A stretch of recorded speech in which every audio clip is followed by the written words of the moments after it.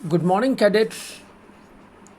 जैसे कि हम एनसीसी के का सिलेबस देख रहे हैं, सिलेबस के अंदर में हम राष्ट्रीय एकता के अंतर्गत आज हम पार्ट फोर्थ उसमें national integration and obstacle in its या ऑब्स्टिकल एलिमेंट्स कौन कौन से हैं या हिंड्रेंसेस कौन से हैं उसको हम देखेंगे। जैसा कि आप लोगों को विदित है, 1947 की आज़ादी के बाद भारत का संविधान 1950 में लागू हुआ और उसके बाद हमारा देश एक संप्रभु राष्ट्र के रूप में लगातार प्रगति करता रहा और उसने चाहे शिक्षा के जगत में हो या विज्ञान के जगत में हो, चाहे तकनीकी जगत में हो, सभी क्षेत्रों में अपार प्रगति हासिल की है। परंतु इसकी राष्ट्रीय एकता के संदर्भ में कई ऐसे बाधक तत्व या चुनौतियां उत्पन्न होती हैं जो हमारी देश की अखंडता व एकता को नष्ट करती हैं। आज क्रमशः उन्हीं चुनौतियों को हम एक एक करके देखेंगे। सबसे बड़ी चुनौती हमारे देश के सामने सांप्रदायिकता है, जिसे हम कम्युनलिज्म भी कहते हैं। ये क्या है कि ये सबसे बड़ी और सबसे जटिल चुनौती है हमारे सामने। पूरा देश आज़ादी के बाद से लगातार इस सांप्रदायिकता से जूझ रहा है, लड़ रहा है। इसमें एक समुदाय के लोग दूसरे समुदाय के प्रति घृणा का माहौल फैलाते हैं, एक धर्म के लोग दूसरे धर्म के खिलाफ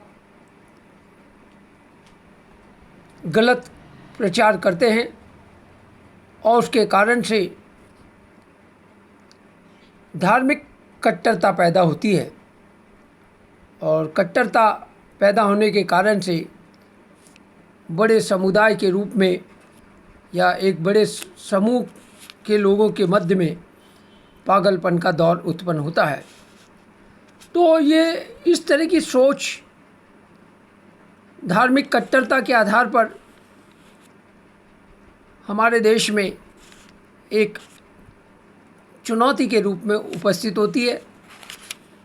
देश लगातार इस प्रकार की चुनौतियों से जूझता है और यह हमारी राष्ट्रीय अखंडता व एकता के लिए बहुत बड़ा खतरा है।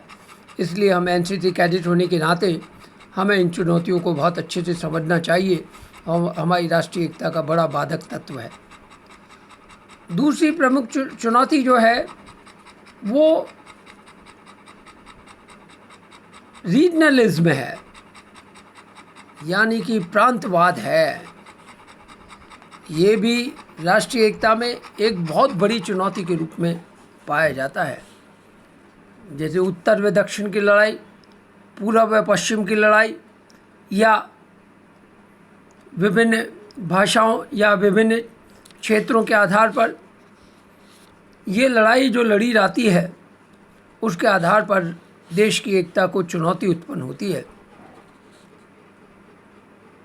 क्षेत्रवाद में क्षेत्र की प्राथमिकताएं राष्ट्र की प्राथमिकताओं से ऊपर हो जाती है और उन्हें अपने संकीर्ण सोच या प्रचार के कारण से देश हित वो पीछे चला जाता है और उस क्षेत्र विशेष की जो मांग है या उसकी पर्टिकुलर मांग है वो आगे आ जाती है।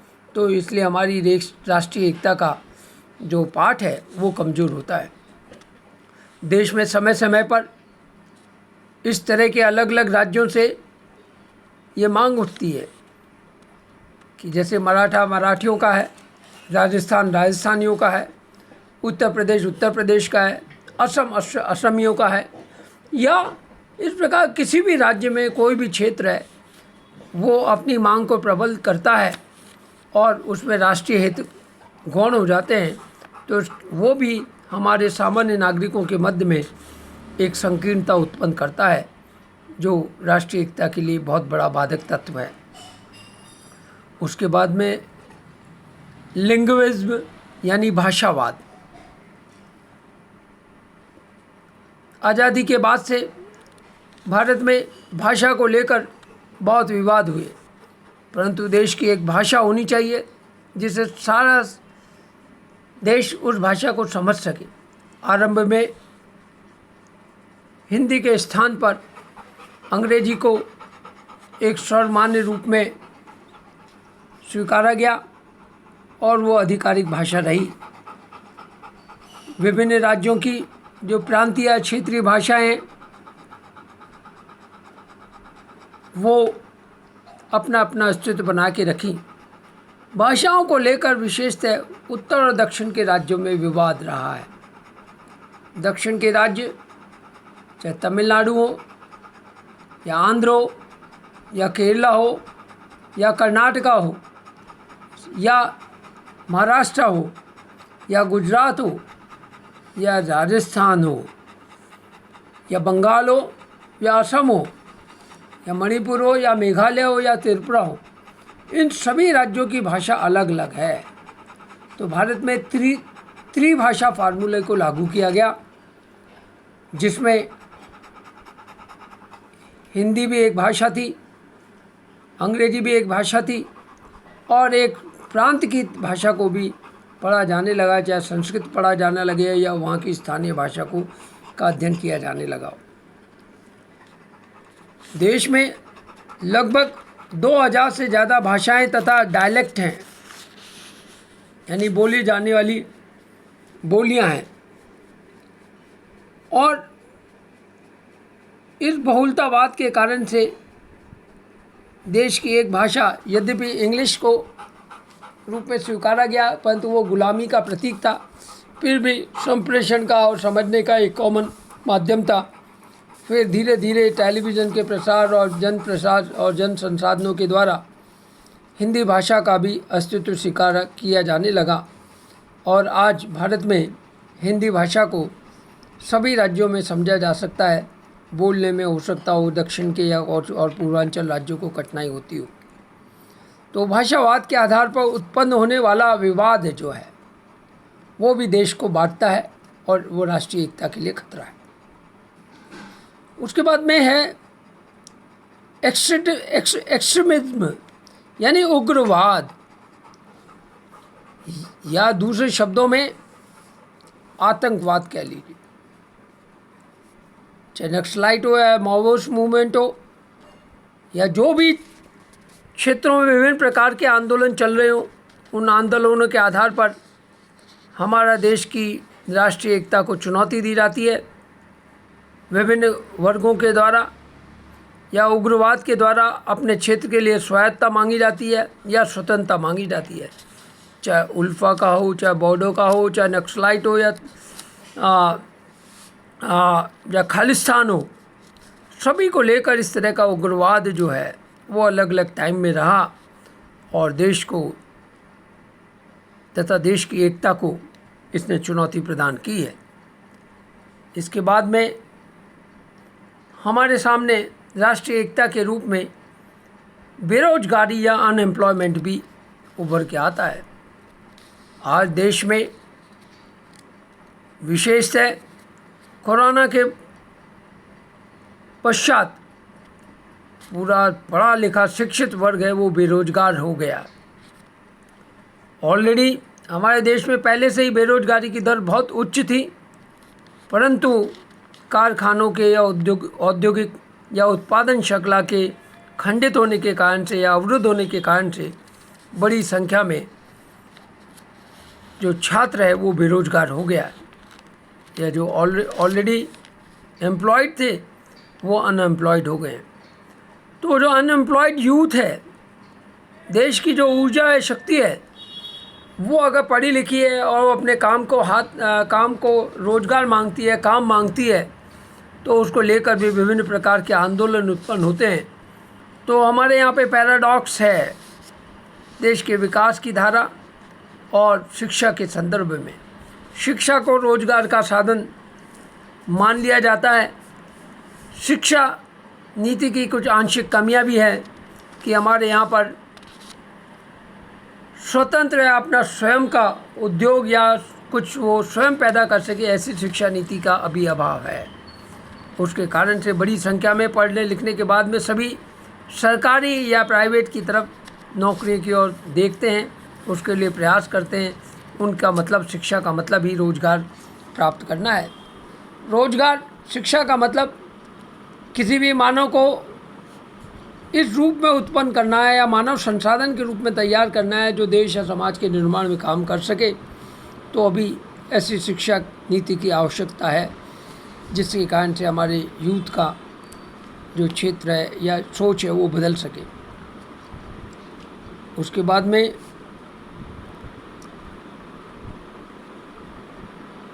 लेक ऑफ सोशल सेंस, यानी कि जो एक सामाजिकता का एक जो विचार होना चाहिए वो भी हमारे देश में एक बड़ा कमी के रूप में उभर रहा है कि एक समुदाय दूसरे समुदाय या समाज का एक वर्ग, उनमें परस्पर एक दूसरे के प्रति कोई सद्भावना या समझ ही नहीं है। तो वो भी हमारे देश में एक चुनौती के रूप में उभर आ रहा है। उसके बाद में जातिवाद, कास्टिज्म, जातिवाद ने पूरे देश में एक गहन जहर घोल रखा है। जातिवाद की जड़ें जो देश की प्रगति के साथ मजबूत कमज़ोर होनी चाहिए थी, वो उसकी जड़ें उतनी गहरी और वृक्ष वृक्ष के समान हो गई है। प्रत्येक पीढ़ी का युवक अब जाति की दृष्टि से अपने आप को सोचता है और वो देश का नागरिक बाद में है। उसकी जाति प्रथम है, उसका राज्य प्रथम है और देश का नागरिक बाद में है। तो इन सब आधारों के आधार पर जातिवाद ने भी देश की एकता में एक तरह का जहर घोला है और ये निरंतर और तेज़ी से ये गहरा होता जा रहा है।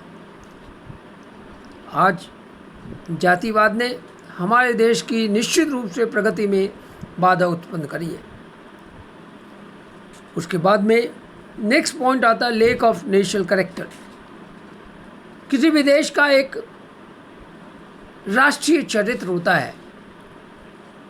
हमारे देश में इतनी विविधताएं, जो कि हमारी विशेषता, विविधता में एकता, परंतु उसके बावजूद हमारे देश का एक कैरेक्टर बनना चाहिए कि ना कि नॉर्थ का या साउथ का या बंगाली है, राजस्थानी है या पंजाबी है या ये है, वो एक भारतीय के रूप में उभर के आना चाहिए। उसका बिहेवियर, उसका कार्य एक राष्ट्र के नागरिक के रूप में दिखना चाहिए। तो हमारी जो मूलभूत कुछ नीतियाँ, कमियाँ नहीं हैं, उन कमियों के कारण से हमारे यहाँ पर एक राष्ट्रीय चरित्र किसी नागरिक का उभर के आना चाहिए, उसकी निरंतर कमी रही है। उसके कारण से हमारे राष्ट्रीय एकता के अंदर में बाधक तत्व के रूप में मौजूद है। उसके बाद में अगर हम इसको देखते हैं, कल्चरल डिफरेंसेस, सांस्कृतिक विभिन्नताएं। हमारे यहाँ पे सांस्कृतिक, क्योंकि देश बहुलताओं का देश है, अनेक संस्कृतियाँ, अनेक धर्म, अनेक भाषाएं, अनेक प्रजातियाँ यहाँ पर आई और रह गई और यहीं पर समाहित हो गई, इसी की मुख्य धारा के अंतर्गत प्रवाहित होने लगी। परंतु उनके बीच में सांस्कृतिक विविधता पाई जाती है और सांस्कृतिक ये विभिन्नताएं जब कभी प्रबल हो जाती हैं कुछ विशेष वर्ग या समुदाय के लोगों की, तो वो प्रबलता के कारण से वो राष्ट्रीय एकता है वो पीछे चली जाती है। उनको अपने कल्चर हेरिटेज के ऊपर घमंड होने लगता है। प्राउड की बजाय या गर्व की बजाय घमंड होने लगे और वो देश की से ज़्यादा बड़ा हो जाए, तो तब हमारे देश की एकता के लिए कल्चर डिफरेंस है वो खतरा उत्पन्न करता है।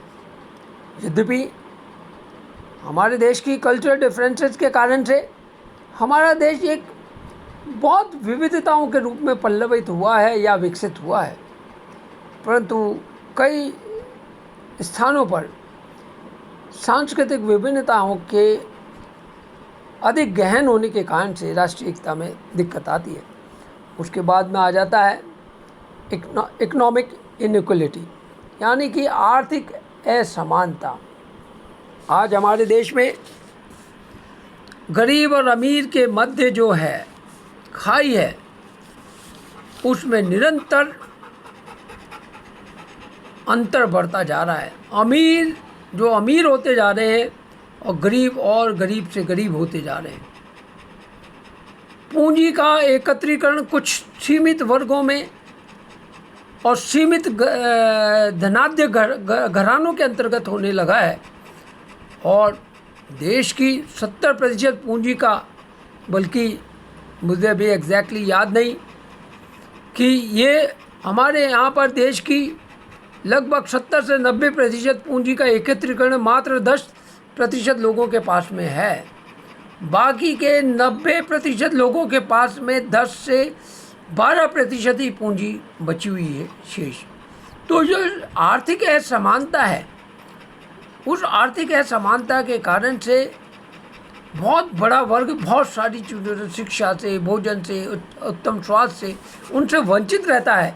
और ऐसा अगर वंचित समाज है, ऐसा देश का ऐसा बड़ा वर्ग लूला लंगड़ा है, तो वो निश्चित रूप से देश की एकता के अंदर में बाधकता के रूप में उत्पन्न होता है। उसमें अलग सोच उत्पन्न होता है, वो अपने आप को देश का नहीं समझता है। कई प्रकार के क्राइम और कई समस्याएं उत्पन्न होती हैं।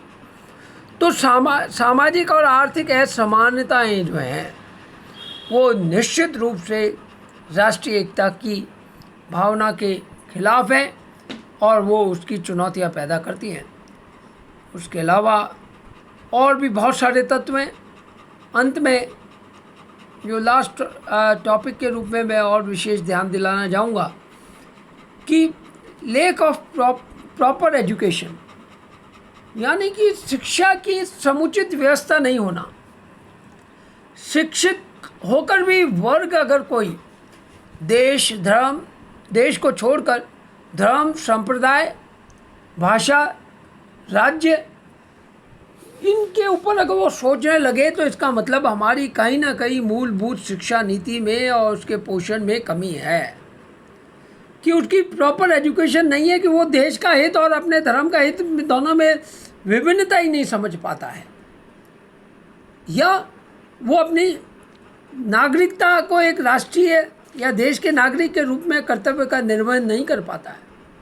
तो ये कमी हमारी शिक्षा नीति की है। उस शिक्षा नीति के, ऐसी शिक्षा नीति के कारण से या कमी के कारण से हमारे यहाँ पे राष्ट्रीय चरित्र उत्पन्न होना या देश की अखंडता के प्रति प्रतिबद्धता उत्पन्न करना, वो कमी आती है, तो वो भी इसके अंतर्गत आता है। अंत में ये कह सकते हैं कि कैडेट्स आपको देश के